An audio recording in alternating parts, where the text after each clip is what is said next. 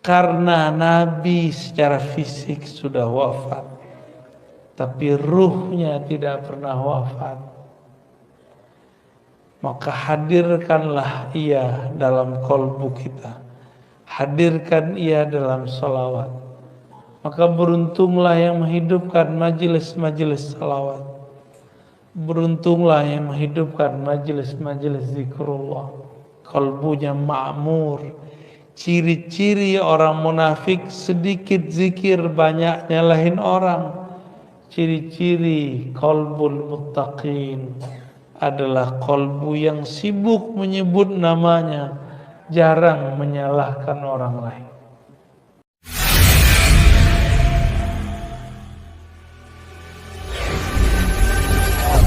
Syifaul qulub. Allahumma shalli wa sallim. Allahumma shalli. Fadhal. Aqalbu munafiqin, inilah yang perlu kita kenal. Ada enggak karakter itu dalam diri? Sehingga ketika kita mengenal karakter itu, kita dapat mengenal cara kembali kepada Allah Subhanahu wa taala. Inilah cabang dari man arafa nafsahu faqad arafa rabb. Jadi mengenal diri itu bukan hanya ngomongin diri terdiri, diri terpari, diri terpapar, apalagi itu macam-macam ilmu kajian diri. Bukan itu aja. Mengenal penyakit di dalam diri itu adalah bagian dari ma'rifatun nafs. Mengenal diri. Jangan ketinggian ngomongnya. Badanku, tubuhku, sifat Allah, kalbuku, nur Allah. Apa itu ya? Nanti ngomong itu. Emang dengan berkata begitu kita wusul kepada Allah kan enggak? Ya, ada saatnya ngomong begitu. Tapi enggak benar juga ya. Tubuh ini bukanlah sifat Allah, fi'il Allah. Tubuh ini adalah tajalli fi'il Allah, bukan fi'il Allah. Itu beda tuh. Apa arti tajalli? Allah menunjukkan perbuatannya lewat tubuh kita.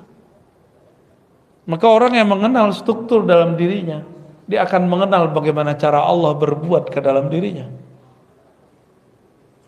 Bukan berarti dia jadi Allah kalau habis kenal diri. Ya. Kalau kenal qalbu, kenal nur Rasulullah sallallahu alaihi wasallam, belum tentu juga ini qalbunya qalbu yang mana. Maka pembukaan kajian kita dimulai dari pembagian qalbu. Qalbu apa yang pertama tadi? Qalbul muttaqin. Qalbu yang kedua kafirin. Qalbu yang ketiga, qalbu ketiga ini dia ada iman tapi penyakitnya lebih banyak. Karena penyakitnya di dalam dada, yang mengerti cuma ahlus sudur, ahli dada, ahli rohani. Tidak semua guru ngaji, guru ustadz itu ahli qalbu. Ada yang cuma dapat ijazah fikih. Fikih ngurusin ilmu hukum. Ada yang cuma gelar LC, MA, doktor. Itu urusan akal. Ustadz begini ditanya mengenai ilmu qalbu. Apa kata dia? Bid'ah. Karena dia nggak ngerti, dia bilang bid'ah. Berarti qalbu dia lebih bermasalah lagi. Kenapa? Tidak boleh seseorang yang tidak punya ilmu terhadap sesuatu berkomentar terhadap barang itu. Saya nggak ngerti ilmu kedokteran, boleh nggak saya berfatwa tentang kedokteran? Boleh nggak seorang dokter pemikiran Islam mendiagnosa penyakit seorang? Mendoakan boleh, mendiagnosa jangan. Saya mau tanya, dokter itu berapa tahun dia kuliah? 4 tahun. Koasnya berapa tahun? 2 tahun. 6 tahun baru jadi pakar ilmu penyakit zahir. Dan itu pun belum spesialis. Baru umum. Sama ustadz, kalau belajar agamanya baru yang zahir-zahir doang. Ya dia cuma pakar ilmu yang zahir. Jangan menjawab perkara yang batin. Ini ada orang gak pernah ngaji tasawuf, ditanya mengenai tasawuf, apa kata dia? Oh jangan belajar tasawuf, gila ntar. Tetangga saya belajar tasawuf, gila. Tuh berarti kasat mata yang dia hitung. Terus untuk apa dia belajar selama ini? Dan percuma dia belajar selama ini. Ada nggak orang kerja terus diberhentiin, apa namanya itu, di PHK, stres, ada nggak? Ada nggak orang kapok bekerja? Kenapa orang nggak kapok bekerja? Lebih banyak orang stres karena di PHK daripada belajar zikir. Karena syaitan tidak pernah diam jika ada hamba Allah ingin belajar tentang Allah. Nggak mau syaitan diam. Makanya guru-guru ngaji, guru-guru tasawuf, guru-guru mursyid tidak akan dibiarkan oleh syaitan, kecuali dia akan membisikkan wali-walinya, wali-wali syaitan, untuk ikut menyerang ahli-ahli tasawuf itu. Maka ciri-ciri tentara syaitan adalah menyerang ahli zikir, menyerang mursyid-mursyid yang bersanad tarikatnya kepada Rasulullah Sallallahu Alaihi Wasallam. Karena hanya itulah cara menjauhkan umat dari pewaris-pewaris Rasulullah Sallallahu Alaihi Wasallam. Setan itu nyata atau tidak? Tampak nggak? Tampak tidak, nyata iya. Tampak tidak, nyata iya. Apa kerjaan syaitan? Yuwaswisu. Apa arti yuwaswisu? Membuat was-was. Yuwaswis bahasa Arabnya itu kata kerja yang sedang, akan, dan selalu. Jadi syaitan itu nggak akan pernah diam untuk membuat suuzonnya umat lewat lisan-lisan dai-dai yang juhala, yang jahil. Bukan dai ilallah, dia dai kepada dirinya, bukan dai ilallah. Supaya umat jauh daripada ma'rifatullah, mengenal Allah Subhanahu wa ta'ala. Apa ciri-cirinya? Mereka menghina kajian-kajian ma'rifatun nafs, menghina kajian mengenal diri, karena pintu satu-satunya mengenal Allah hanyalah mengenal diri. Saya mau tanya Bapak Ibu, sholat di tengah rumput, di tengah hutan, dengan di masjid, khusyuan mana?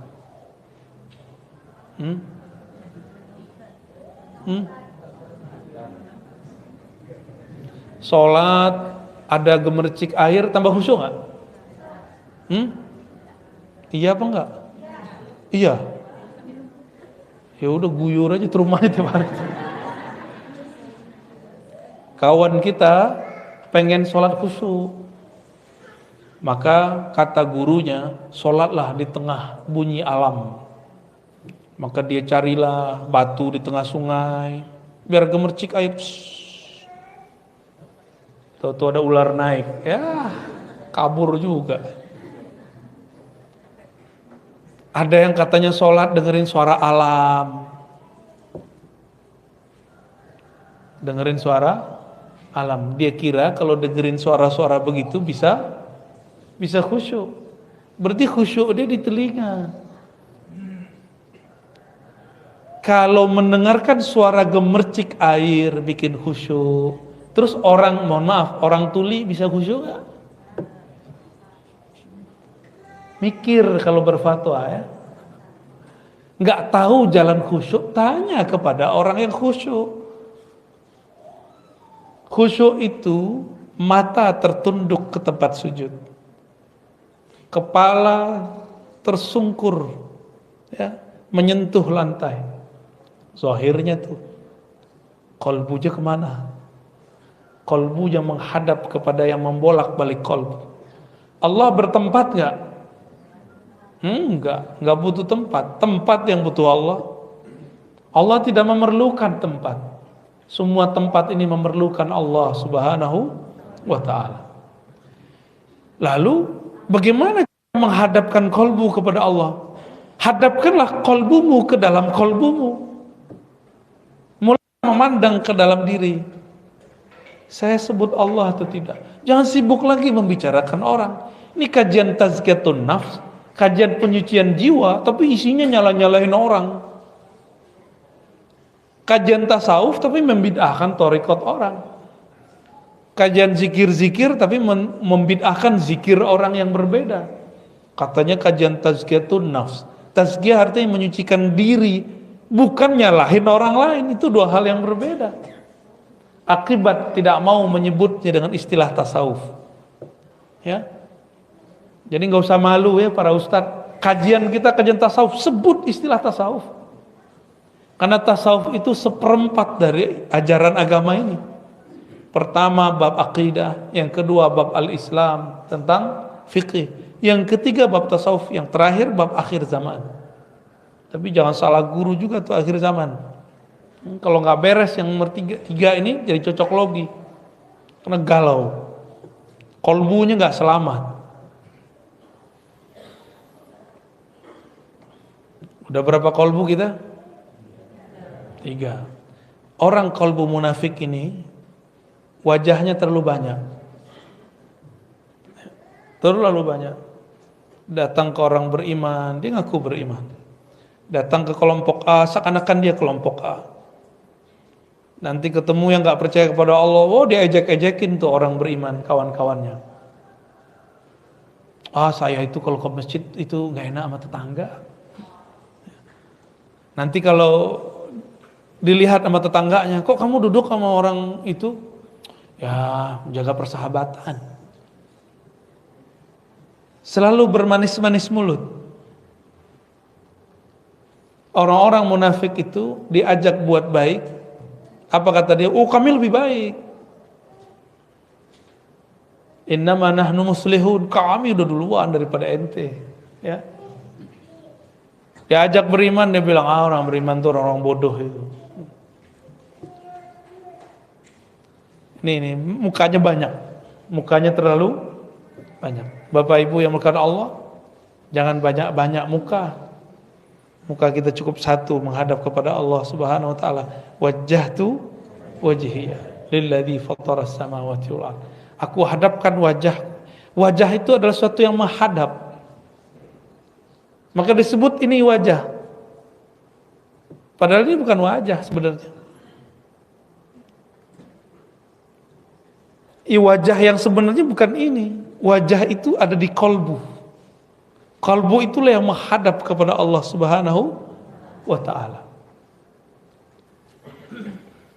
Ada sebenarnya kolbu yang di atas 3 kolbu ini. Kolbul aulia. Kolbunya para wali. Apa ciri-ciri kolbu para wali? Salamatu sudurihim.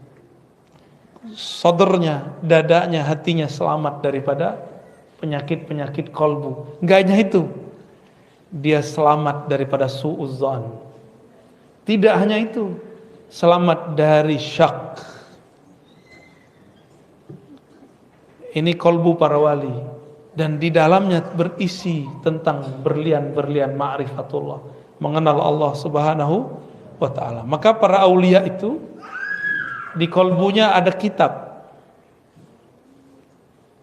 baca ayat, ada ustadz baca ayat, wali baca ayat, hasilnya beda. Karena di kolbu dia ada kitab yang Allah turunkan ke dalam kolbunya, itu disebut ilmu laduni. Kolbunya wali Allah ini la khaufun alaihim wala hum yahzanun. Mereka tidak gelisah. Gak ada sedih yang berkepanjangan. Kenapa? Qulubuhum ma'muratun bidzikrillah. Kolbu mereka makmur menyebut nama Allah. Ramai di kolbunya sebutan asma, nama-nama Allah Subhanahu wa ta'ala. Masih ingat waktu kecil dulu takut ada pohon besar, lampu gak ada. Ini Batam ini kan baru banyak lampunya kan beberapa tahun belakangan ini aja. Dulu-dulu kan belum ya. Yang faham maksud saya, kalau kita lewat di satu tempat yang gelap, kita kata orang ngucap gitu ya. Ngucap apa? Guru saya diajarin sama dokter.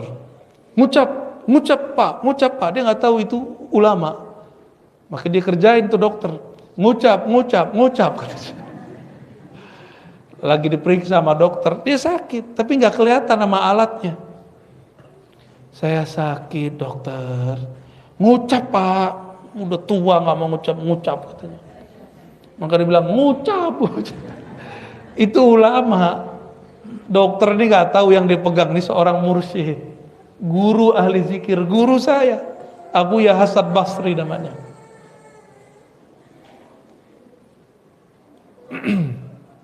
Ya kadang-kadang kita menggarami laut. Nah ini kadang-kadang nggak nyadar juga ya. Di depan saya laut apa nih? Kolam. Jangan comberan.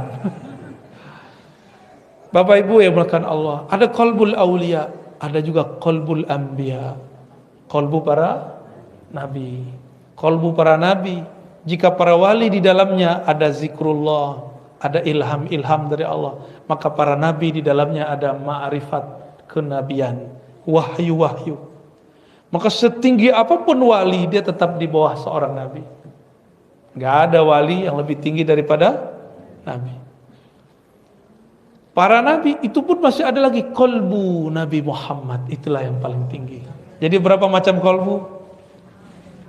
Ya, paling bawah kafir, munafik, muttaqin, aulia, anbiya, Nabi Muhammad sallallahu alaihi wasallam. Semakin jauh dari kolbu Nabi, semakin kufur, semakin berpenyakit.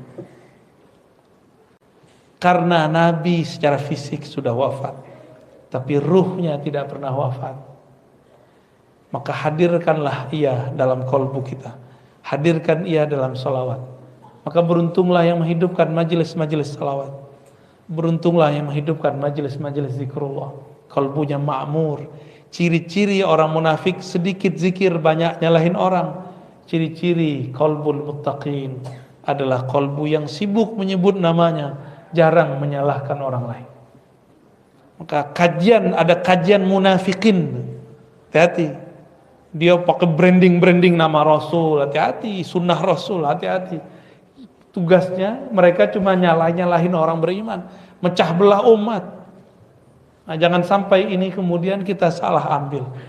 Semoga ke depan umat tambah dewasa, tambah mengerti mana yang disebut nutrisi kolbu, mana yang akan merusak kolbu, ya, mana yang akan menyembuhkan kolbu, syifa, mana yang menjadi halak, ya, menghancurkan kolbunya. Allahumma amin ya rabbal alamin.